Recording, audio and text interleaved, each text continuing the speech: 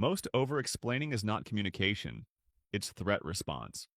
When humans feel socially evaluated, the brain processes it similarly to physical pain. The anterior cingulate cortex activates. Cortisol rises. The nervous system prepares to protect status. Over-explaining is often a subconscious strategy to reduce that perceived threat.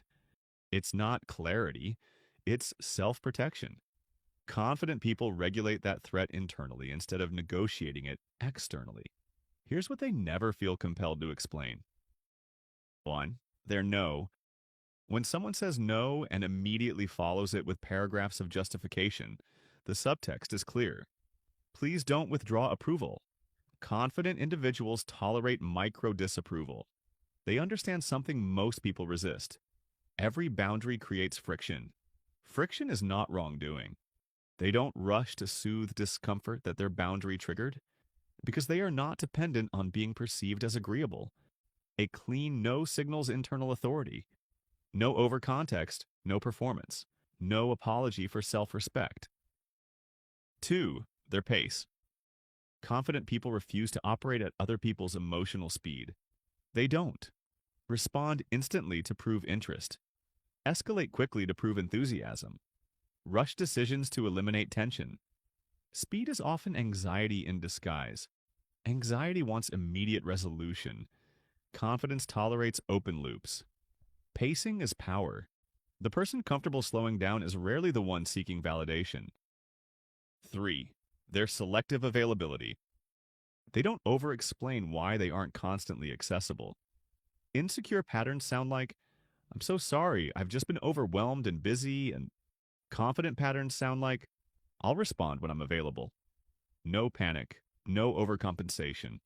Availability equals access. Access equals value. They don't dilute their value by over-clarifying absence. They trust that consistency over time builds credibility, not immediate responsiveness. 4. Their emotional regulation. This is where most people reveal insecurity. When calm, they over-explain, "I'm not upset, I just..." When frustrated, they soften excessively. "I'm not trying to be dramatic," but confident individuals do not defend regulated emotion. They understand what happens neurologically. When emotionally flooded, blood flow shifts away from the prefrontal cortex. Decision-making narrows. Long-term thinking decreases. So they train the pause, stimulus, gap, response. And when they respond calmly, they don't justify the calm. They let it stand, even if others are dysregulated. That stability communicates more than explanation ever could. 5. Their standards. Insecure individuals disguise standards as negotiable preferences to avoid rejection. Confident individuals state them neutrally. Not aggressively, not defensively, neutrally. I value consistency. Clear communication matters to me. No disclaimers. They understand a fundamental social truth. The right people align naturally. The wrong people require convincing. Confident people don't convince. They filter. 6. Their success. As status rises, many people instinctively shrink to reduce social threat. This is status appeasement. They downplay wins, they minimize achievements, they self-deprecate to maintain likability. Confident individuals don't inflate, but they don't shrink either.